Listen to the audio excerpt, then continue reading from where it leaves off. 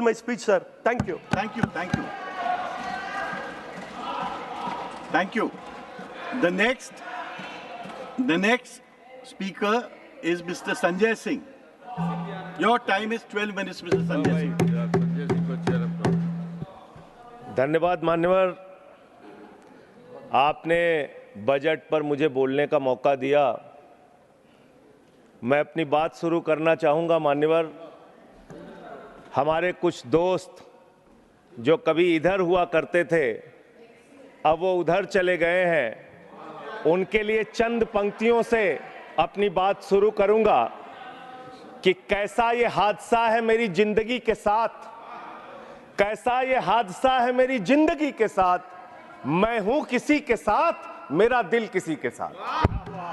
तो जो लोग उधर चले गए मान्यवर, उनका दिल हमारे साथ है, भले वो किसी के साथ हो।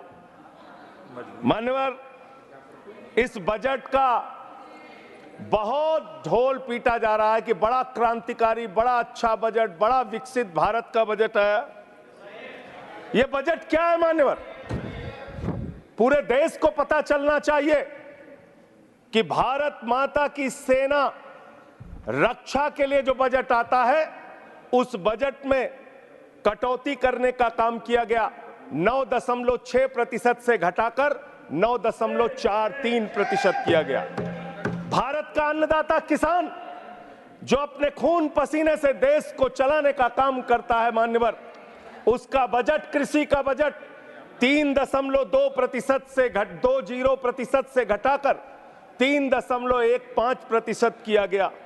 स्वास्थ्य का बजट, हिंदुस्तान 144 करोड़ लोगों का देश है मान्यवर, लेकिन बड़े अफसोस के साथ कहना पड़ रहा है कि स्वास्थ्य का बजट 1.97% से घटाकर 1.85% किया गया।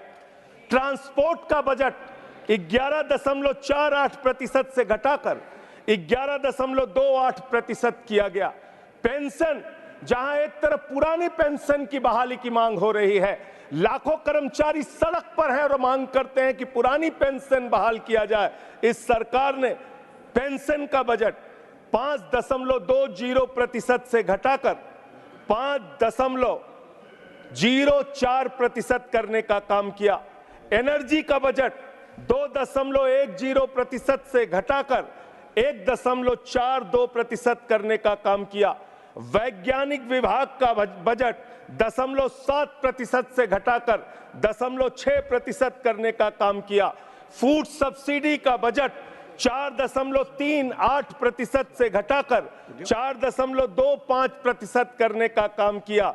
नॉर्थ ईस्ट के विकास का बजट, मणिपुर की तो चर्चा आपने नहीं की, लेकिन नॉर्थ ईस्ट के विकास का बजट आपने 0.13% से घटाकर 0.12% करने का काम किया।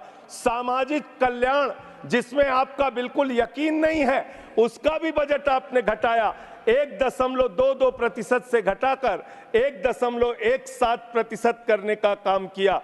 आपने फर्टिलाइजर का, खाद का बजट 3.88 से घटाकर 3.4% करने का काम किया और फूड सब्सिडी आपने घटाने का काम किया। ये है आपके विकसित भारत के खोखले बजट की सच्चाई। हर वर्ग को आपने चोट पहुंचाने का काम किया मान्यवर। आप कहते हैं आप दुनिया की 5वीं बड़ी अर्थव्यवस्था है, 5वीं बड़ी अर्थव्यवस्था है।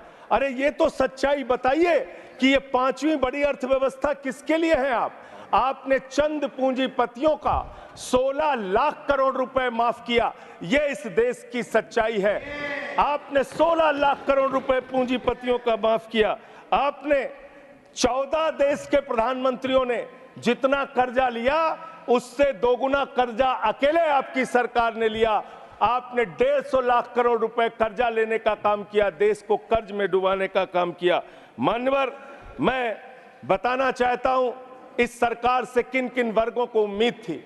इस सरकार से उम्मीद थी देश के अन्नदाता किसानों को कि आप एमएसपी दोगुना करेंगे। आपने एमएसपी दोगुना नहीं की। आपने किसानों की फूड सब्सिडी का काटने का काम किया, फर्टिलाइजर सब्सिडी काटने का काम किया, कृषि क्षेत्र को देने वाले बजट को खत्म करने का काम किया। बेरोजगारों को उम्मीद थी, 10 साल में आपने कहा था मान्यवर 20 करोड़ नौकरियां देंगे, 20 करोड़ नौकरियां आपने नहीं दी। फिर नौजवानों ने कहा नौकरी दो, नौकरी दो। फिर आपने कहा पकौड़ा तल लो, पकौड़ा तल लो। फिर आपने कहा पान की दुकान लगा लो, पान की दुकान लगा लो। फिर आपने कहा 4 साल की नौकरी कर लो सेना में, 4 साल की नौकरी।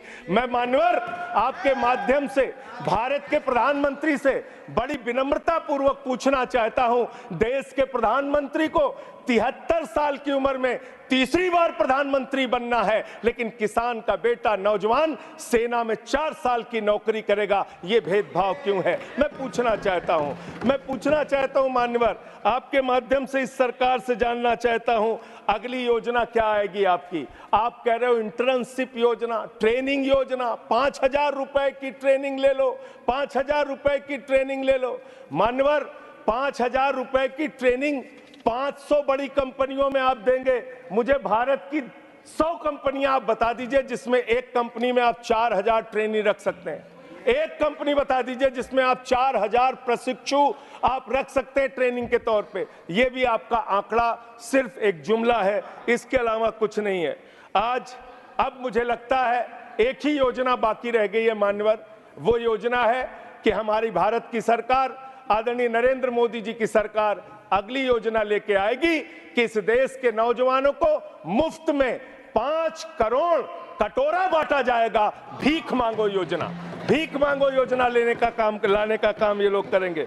मान्यवर इस देश में आपने अर्थव्यवस्था को लेकर कहा पांचवी बड़ी अर्थव्यवस्था है। वो 5वीं बड़ी अर्थव्यवस्था का लाभ किसको मिल रहा है? आपके चंद पूंजीपति मित्रों को, जिसका 16 लाख करोड़ रुपए आपने माफ किया, जो हजारों करोड़ लूटकर हिंदुस्तान से चले गए। मान्यवर मैं बड़ी विनम्रता पूर्वक कहना चाहता हूं, मित्रों बड़ी डिलीटेड जी, डिफिकल्टी। ठीक है सर।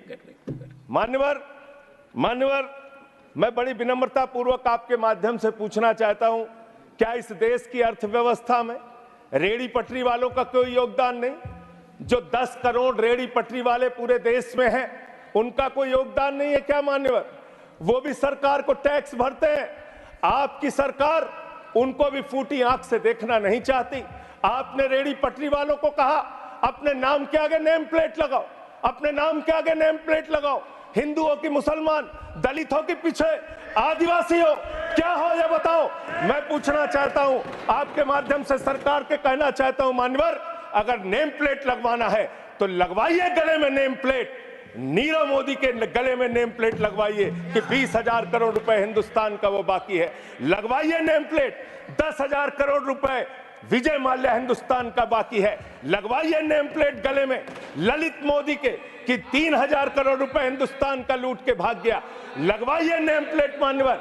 मैं कहना चाहता हूं नितिन संदेशरा के कि वो 6,000 करोड़ रुपए हिंदुस्तान का लूट के भाग गया, लगवाइए नेम प्लेट। अडानी के कि 2.5 लाख करोड़ रुपए का कर्जा आपने एक आदमी को दे रखा है, लगवाइए नेम प्लेट उन पूंजीपतियों को जिन्होंने हिंदुस्तान की बैंकों को खाली करने का काम किया।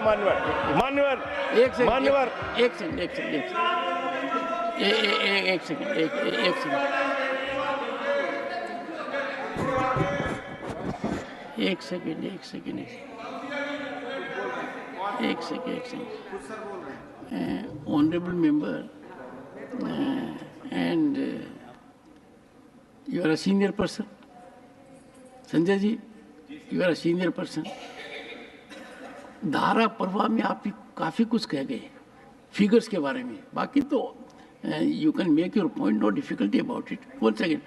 So the figures which you have given, you will have tough time in proving them, because these have been taken in stride. So all that will be deleted, and we will, unless you have real, factually firmed up material, use a name. Other make your point. ठीक है sir, ठीक है sir, thank you sir, make your point. No thank you sir.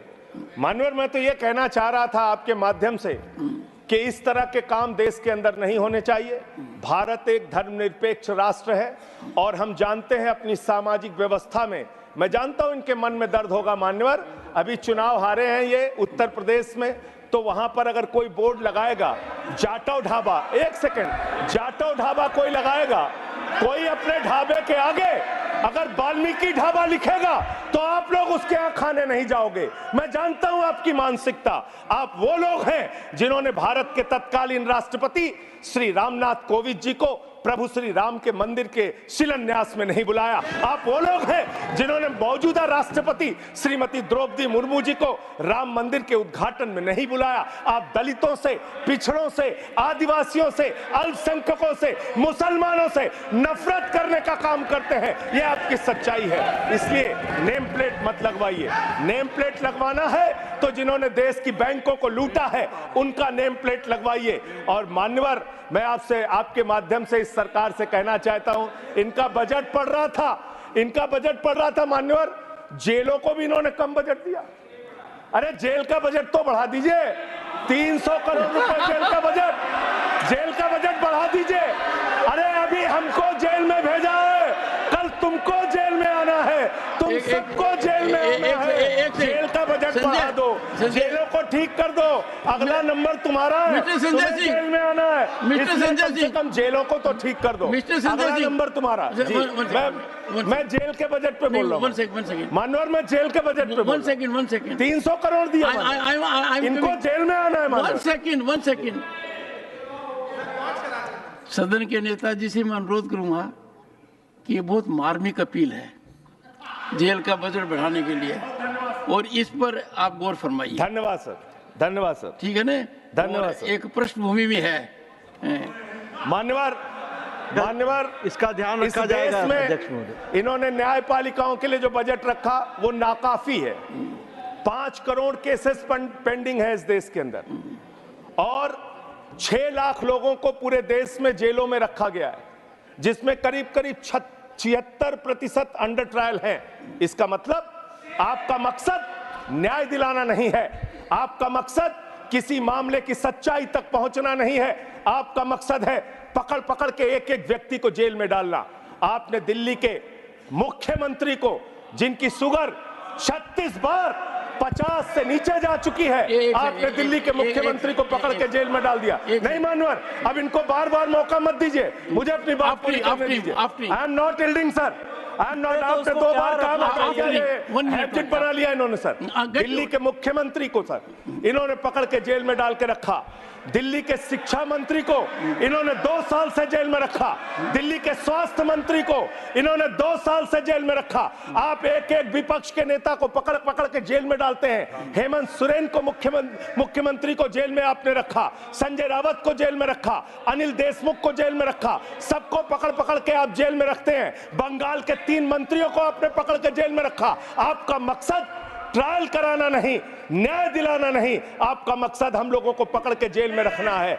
जितना jail में डालोगे, मैं आपसे कहना चाहता हूं, जितना जेल में डालोगे उतना गर्त में जाओगे। जिसने भी ये राजनीति की है उसका समापन हो गया है। अभी 240 पे पहुंचे हो, कल 24 पे पहुंचोगे, इसके बाद 2 पे भी आओगे। मैं तो 1-2 मिनट और मैं बस कह के अपनी बात खत्म करूंगा, मेरे टाइम में से उसको काट लीजिएगा। मान्यवर, भेदभाव की बात, सबसे भेदभाव इनको करना है।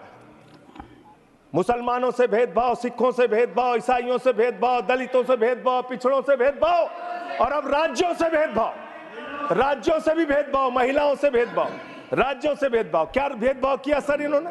2,32,000 करोड़ रुपए, 2,32,000 करोड़ रुपए दिल्ली के लोगों ने सरकार के केंद्रीय खजाने में टैक्स के रूप में दिया, जीएसटी और इनकम टैक्स के रूप में। बदले में हमको कितना मिलता है? 0। 9 साल से आप दिल्ली को बजट नहीं देते। पंजाब के लोग, बस मेरे में से काट लीजिएगा सर, 1-2 मिनट काट लीजिए, पार्टी के उसमें से काट लीजिएगा। पंजाब के लिए सर, पंजाब का किसान अपना खून पसीना बहा के खेत में गेहूं पैदा करता है, धान पैदा करता है। आपने 8,000 करोड़ रुपए पंजाब के विकास का पैसा रोक रखा है, विपक्ष के राज्यों का पैसा आपने रोक रखा है। ये भेदभाव क्यों कर रहे हैं आप क्यों कर रहे हैं? आप लिखते हैं राज्यों के विकास से देश का विकास है, ये आप राज्यों का विकास कर रहे हैं। एक एक करके टारगेट करके विपक्षी राज्यों के साथ आपने भेदभाव करने का काम किया। और अंत में कोई मुझे कह रहा था सारे बजट कम किए, शिक्षा के बजट को भी आपने कम कर दिया। मैंने इन लोगों से कहा शिक्षा से इनका कोई लेना देना नहीं है, शिक्षा से इनका कोई लेना देना नहीं मान्यवर। क्यों लेना देना नहीं है? क्योंकि दिल्ली विश्वविद्यालय में मनुस्मृति पढ़ाने जा रहे हैं ये लोग। मनुस्मृति पढ़ाएंगे कि दलितों के, पिछड़ों के, जिनको आप शूद्र कहते हैं, आप शूद्र कहते हैं, अगर वो श्लोक सुन लेंगे तो उनके कान में पारा आप कैसे डालेंगे? ये पढ़ाई आप कराने जा रहे हैं दिल्ली विश्वविद्यालय में। ये पढ़ाई आप कराने जा रहे हैं। इसलिए मान्यवर, मैं आपसे यही कहना चाहता हूं, ये बजट हिंदुस्तान के किसान के खिलाफ है, ये बजट हिंदुस्तान के नौजवान के खिलाफ है, ये बजट हिंदुस्तान के व्यापारियों के खिलाफ है, ये बजट सिर्फ और सिर्फ मोदी जी के मित्रों के लिए बनाया गया है, मित्रों के लिए बनाया गया है, मित्रों के लिए बनाया गया है। The later part will not go on record. हाँ, honorable members.